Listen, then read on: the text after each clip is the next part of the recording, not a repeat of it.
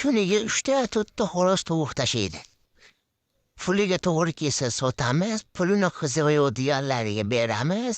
Bo'lmasa tomosha qilib kayf shug'ullasizlar, akukalar, yuftali privaznoylar sotiladi deyishadi. Hammani dardi sotish bo'lib qoldi.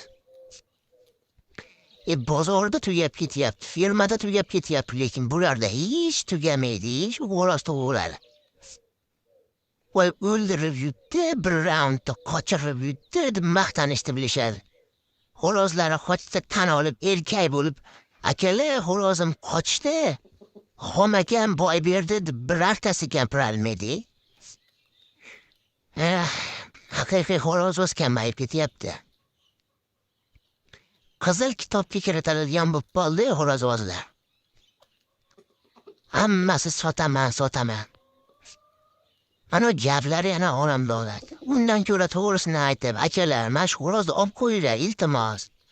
Aytganlaring daxli urishib beradi deb sotaveringlar, to'g'risini aytib, sotaman men, maqsadim sotish deb. Nima qilasizlar, puliga to'g'ri kelsa sotamiz deb o'zi zo'rg'a turibsizlar, sotolmasdan bu horozlaringni. Uzr ekan kimgadir gapim tegib ketgan bo'lsa akalar.